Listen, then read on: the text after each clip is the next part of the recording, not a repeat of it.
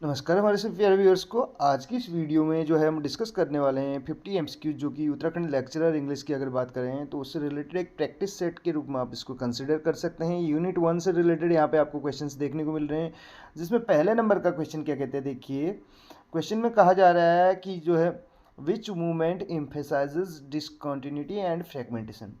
तो कौन सा मूवमेंट जो है डिसकॉन्टिन्यूटी एंड फ्रेगमेंटेशन जो है इस पे जोर देता है, फ्रेगमेंटेशन पे जोर देता है, इम्फेसाइज करता है, यानी कि बल देता है। कहने का मतलब रेनेसा है कि मॉडर्निज्म है, क्लासिसिज्म है कि रोमांटिसिज्म है। तो अगर बात करें ये किसकी क्वालिटीज हैं, डिसकॉन्टिन्यूटी एंड फ्रेगमेंटेशन पे जो फोकस करता है या जो इम्फेसाइज करता है वो मॉडर्निज्म है। बी ऑप्शन इसका करेक्ट आंसर होगा। Move on to next question. Second question हमारे पास है, जिसमें कहा क्या जा रहा है डिकंस्ट्रक्शन क्वेश्चंस। जो डिकंस्ट्रक्शन है जिससे जो है एसोसिएटेड है, आपको पता है डेक्स्ट जो है जेक्स डेरिडा, ठीक।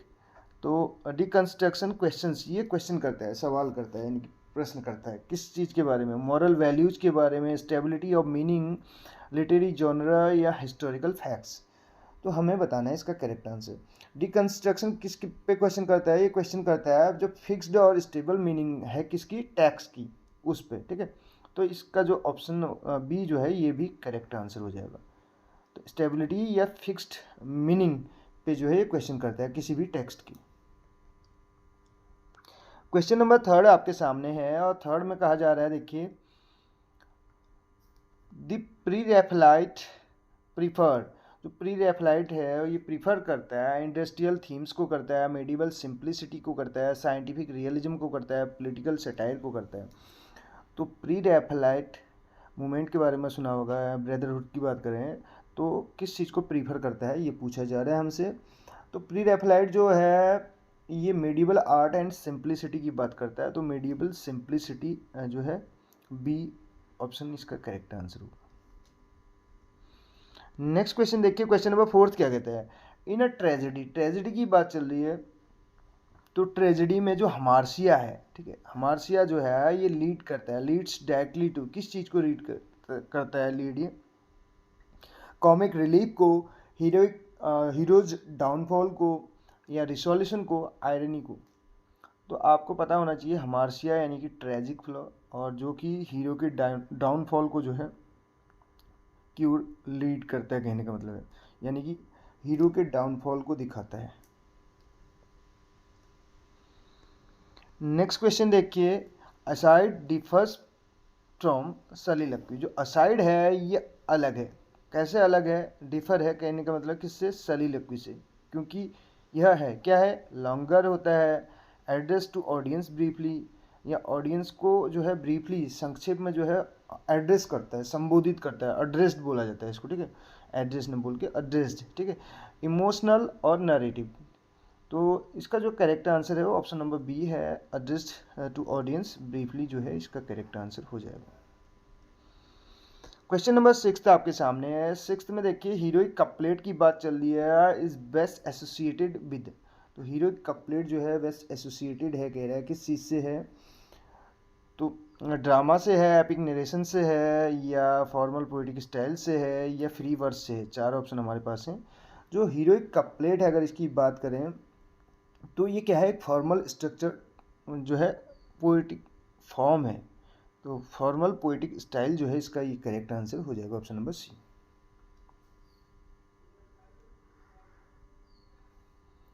अगले क्वेश्चन की ओर बढ़ रहे हैं। इसके साथ साथ अगर बात करें प्रैक्टिस सेट्स की, या जो मॉक टेस्ट हमारे द्वारा अभी प्रोवाइड किए जाएंगे, एक दो जो हैं प्रोवाइड भी किए गए हैं, तो आपको मेंबरशिप प्लान के तहत भी आप उनको देख सकते हैं। आपको जो है अलग अलग मेंबरशिप प्लान में देखने को मिलेंगे यहाँ पे। अगर 299 से ऊपर की बात करें या 599 की बात करें, उनमें आप जाके देख सकते हैं। और इसके अलावा आपको 1000 की रेंज में भी यहाँ पे जो है अलग से प्रैक्टिस सेट्स देखने को मिलेंगे। और साथ साथ वेबसाइट पे भी आप विज़िट कर सकते हैं, वहाँ पे भी आपको जो है हमारा जो है जो हमने कंप्लीट जो कोर्स है वो वहाँ पे कराने की कोशिश हमारे द्वारा कंटिन्यू है, ठीक है। और काफ़ी हद तक हमने उसमें टॉपिक्स कवर कर लिए हैं, तो आप अगर इंटरेस्टेड हो तो उसको भी आप ले सकते हैं। Which is not part of post modernism. Post modernism का पार्ट नहीं है, ठीक है। Irony, fragmentation, certainty, parody. हमें बताना है करेक्ट आंसर इस क्वेश्चन का। जो पोस्ट मॉडर्निज्म है ये रिजेक्ट कर देता है किस चीज़ को, सर्टेनिटी को। किस चीज़ को, तो इसका पार्ट नहीं होगा सर्टेनिटी, ठीक है, सी ऑप्शन। पोस्ट मॉडर्निज्म की बात करें तो ये रिजेक्ट करता है सर्टेनिटी को, रिजेक्ट करता है, और इसके अलावा एम्ब्रेसेस एम्बिग्यूटी। एम्बिग्यूटी का मतलब क्या होता है, एम्बिगुअस होना, यानी कि कोई चीज़ क्लियर नहीं होना, अस्पष्ट होना कहने का मतलब। गॉथिक फिक्शन ऑफन इंक्लूड्स, जो गॉथिक फिक्शन है उसमें अक्सर जो है इंक्लूड होता है logical explanation, fear and suspense, political theory, satirical tone. तो गॉथिक का मतलब है हॉरर या फियर से, तो बी ऑप्शन इसका करेक्ट आंसर होगा। Move on to next question. अगला क्वेश्चन देखिए, क्वेश्चन नंबर 9 क्या कहते हैं। 9 नंबर का क्वेश्चन आपके सामने है और जिसमें कहा जा रहा है एलिजी एंड ओड की बात चल रही है। Elegy and ode differ mainly in, तो किन चीज़ों में जो है अंतर हमें देखने को मिलता है। एलिजी और ओड में कौन सी ऐसी चीज़ है जिसमें हमें अंतर मुख्यतः देखने को मिलता है, लेंथ में, थीम में, स्ट्रक्चर या लैंग्वेज में। तो हमें बताना है इसका करेक्ट आंसर। अगर इसके आंसर की बात करें तो इसका जो करेक्ट आंसर हो जाएगा वो हमें देखने को मिलता है थीम में। थीम में अंतर देखने को मिलेगा, ठीक है, विषय वस्तु में, सब्जेक्ट मैटर में। नेक्स्ट क्वेश्चन देखिए। अगला क्वेश्चन क्या कहते हैं, इंटरटेक्चुअलिटी रिजेक्ट्स। तो इंटरटेक्चुअलिटी जो है वो रिजेक्ट करती है, किस चीज़ को रिजेक्ट करती है, reader, context, pure originality, meaning. हमारे पास 4 ऑप्शन है और इसका जो करेक्ट आंसर है वो हमें बताना है। तो ये प्योर ओरिजिनलिटी को जो है रिजेक्ट करती है, यानी कि ऑप्शन नंबर सी इसका करेक्ट आंसर होगा। इंटरटेक्चुअलिटी जो है वो डिनाई कर देती है एब्सोल्यूट ओरिजिनलिटी ऑफ टेक्स्ट। जो टेक्स्ट की एब्सोल्यूट या जो प्योर ओरिजिनलिटी है उसको क्या कर देती है, ये रिजेक्ट कर देती है, डिनाई कर देती है। क्वेश्चन नंबर 11 आपके सामने है जिसमें क्या कहा जा रहा है कि 11 नंबर के क्वेश्चन में आप देख सकते हैं जो टी.एस. इलियट हैं, थॉमस स्टर्न इलियट की जो पोइट्री है is marked by simplicity, fragmentation, pastoral tone, romantic emotion. तो टी.एस. इलियट की बात चल रही है, तो इसका करेक्ट आंसर क्या हो जाएगा, fragmentation. Marked by fragmentation modernism की विशेषता भी है, आपको पता होना चाहिए, ठीक। तो बी ऑप्शन इसका करेक्ट हो जाएगा। आपको जो है रॉबर्ट फ्रॉस्ट का लाइफ स्पैन बताना, ठीक है। Robert Frost is known for, तो किस लिए जाने जाते हैं, अमेरिकन हैं, अमेरिकन पोइट हैं, आपको पता है 4 टाइम पुलित्जर प्राइज भी इनको मिला हुआ है। सिंबोलिज्म, रूरल थीम्स, माइथोलॉजी या एब्स्ट्रैक्ट पोइट्री। तो हमें इसका करेक्ट आंसर बताना है। तो रूरल लाइफ और नेचर की बात करते हैं, किसकी बात करते हैं, रूरल लाइफ और नेचर की। जो ग्रामीण जो जीवन है और जो प्रकृति है, नेचर है, उसकी बात करते हैं अपनी पोइट्री के जरिए। सरोजिनी नायडू की बात चल रही है। सरोजिनी नायडू इज कॉल्ड, सरोजिनी नायडू को क्या कहा जाता है, तो आपको पता होना चाहिए, इनको कहा जाता है नाइटिंगेल ऑफ इंडिया, ठीक है। पोइट ऑफ नेचर किसको कहा जाता है, ठीक है, ये आपको बताना है। ए.के. रामानुजन की बात चल रही है। ए.के. रामानुजन का फुल नेम आपको बताना है, ठीक है, ये क्वेश्चन आपके लिए है। ए.के. रामानुजन का फुल नेम आपको बताना है। मेनली राइट्स अबाउट, तो किस चीज़ के बारे में लिखते हैं, war, culture and memory, politics, science. तो हमें बताना है इसमें जो इसका करेक्ट आंसर है। तो ऑप्शन नंबर बी जो है इसका करेक्ट आंसर हो जाएगा। ये किसके बारे में लिखते हैं, मेमोरी एंड कल्चर के बारे में लिखते हैं, ठीक है। कमला दास नॉन फॉर, कमला दास जो हैं किस चीज़ के लिए जानी जाती हैं, रोमांटिक पोइट्री के लिए जानी जाती हैं या कन्फेशनल स्टाइल के लिए जानी जाती हैं, एपिक पोइट्री के लिए या सटायर के लिए। तो ये जानी जाती हैं कन्फेशनल स्टाइल के लिए। एनसीईआरटी इंग्लिश में इनकी एक पोएम है क्लास 12th में, वो कौन सी है वो आपको उसका नाम बताना है, ठीक है। कुछ क्वेश्चंस आपके लिए यहाँ पे वो किए जा रहे हैं, इनका आंसर आप ज़रूर ट्राई कीजिएगा। स्टीफन स्पेंडर की बात चल रही है, बिलोंग्स टू, तो कौन सी एज से ये बिलोंग करते हैं, रोमांटिक एज से, मॉडर्न एज से, विक्टोरियन एज से या रिनेसा से। तो इस क्वेश्चन का जो करेक्ट आंसर हो जाएगा, ये बिलोंग करते हैं मॉडर्न एज से। अब आपके लिए यहाँ पे एक जो हमारा क्वेश्चन है वो ये है कि आपको इन चारों एजेस का जो है टाइम पीरियड बताना है। रोमांटिक एज का, विक्टोरियन या मॉडर्न एज की बात करें या रिनेसां पीरियड की बात करें, तो इन चारों की टाइम पीरियड को आपको यहाँ पे कमेंट सेक्शन में जो है बताना है। ठीक, मैथ्यू अर्नोल्ड एम्फेसाइजेज, तो एम्फेसाइज्ड मैथ्यू अर्नोल्ड जो है एम्फेसाइज करते हैं इमोशन को, मॉरल सीरियसनेस को, सिंबोलिज्म को या आयरनी को। मैथ्यू अर्नोल्ड, ठीक है।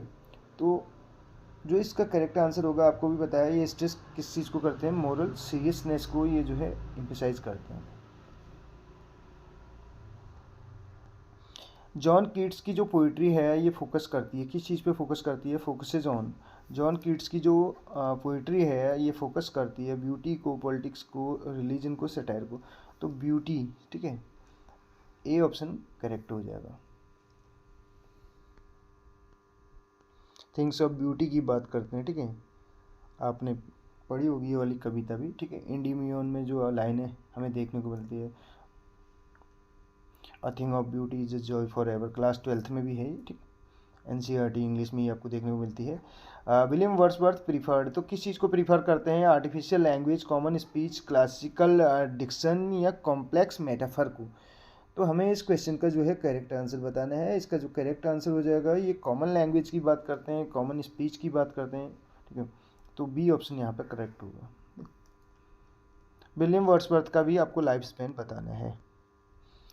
डब्ल्यू ईट्स से रिलेटेड एक क्वेश्चन आपके लिए यहाँ पे हम फिर से छोड़ रहे हैं। डब्ल्यू ईट्स को जो है नोबेल प्राइज़ कब मिला ये आपको बताना है, नोबेल प्राइज़ इनको कब मिला, ठीक है। डब्ल्यू ईट्स फ्रीक्वेंटली यूज, तो किस चीज़ का यूज़ करते थे, ठीक है, रियलिज्म का, सिंबोलिज्म का, सटायर का, नेचुरलिज्म का। इस क्वेश्चन के आंसर की ओर बढ़ें तो सिंबोलिज्म, सिंबल्स का यूज़ करते हैं, सिंबल्स के जरिए अपनी पोइट्री को जो है ये आगे बढ़ाते हैं, कहने का मतलब है। जैसे कि लास्ट टाइम हमने इसी में अभी देखना, अभी यूपीएलटी के उसमें हमने एक इनकी कविता भी, एक जो पोएम है वो डिस्कस कर रखी है, द सेकंड कमिंग करके, उसमें भी आपको देखने को मिल जाएगा symbolism. Francis Bacon's essays are, जो फ्रांसिस बेकन हैं इनके एसेज को क्या कहा जाता है, पर्सनल कहा जाता है, एफोरिस्टिक कहा जाता है, नैरेटिव कहा जाता है, ह्यूमरस कहा जाता है। एफोरिस्टिक स्टाइल है इनकी, ठीक है।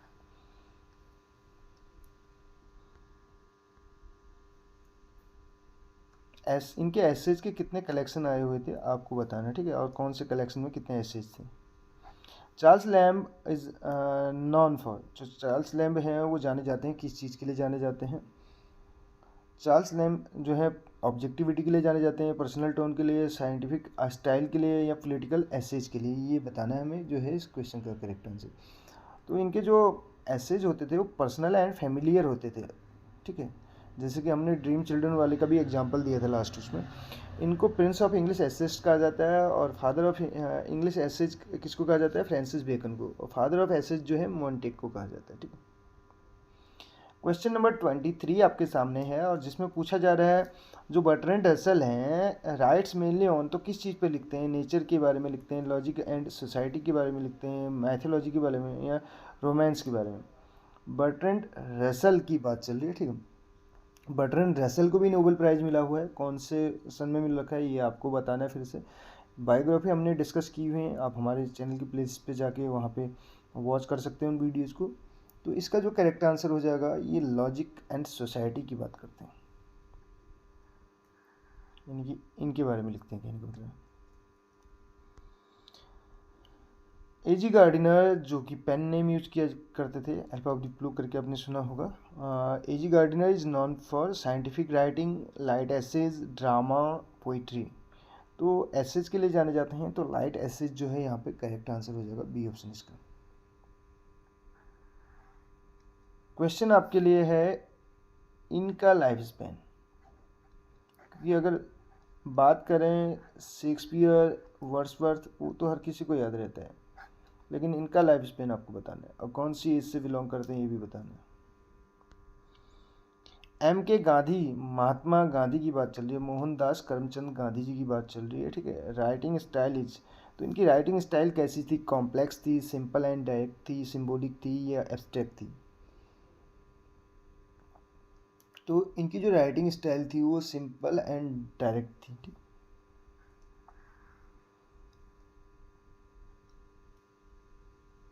नेक्स्ट क्वेश्चन की ओर बढ़ें तो अगर बात करें जो नेक्स्ट 25 क्वेश्चंस हैं उनको अगर आप वॉच करना चाहते हैं तो आप यानी कि पूरी जो हमारी ये 50 क्वेश्चंस की जो सीरीज है इसको वॉच करना चाहते हैं तो आप हमारे मेंबरशिप प्लान के तहत जुड़ सकते हैं, जिसमें आपको पूरे जो है यहाँ पे प्रैक्टिस सेट देखने को मिलेंगे। अभी हमारी प्लानिंग ये है कम से कम अगर 1000 वाले की बात करें तो उसमें 15 के आसपास आपको लगभग प्रैक्टिस सेट वहाँ पे देखने को मिलेंगे 50 क्वेश्चंस के। तो अदर भी उसमें हम इंक्लूड करने की कोशिश करेंगे। अभी हमने 15 यहाँ पे हम मान के चल रहे हैं और जैसे जैसे हमारे पास समय मिलेगा तो कम से कम हम इसको 20 के आसपास भी पहुँचा सकते हैं। ठीक, तो पहले राउंड में हमारी कोशिश रहेगी 15 की। या फिर आप हमारे जो है पेड कोर्सेज से भी जुड़ सकते हैं, जो आप अगर टोटल जो है कंप्लीट हमारी सीरीज को देखना चाहते हैं तो।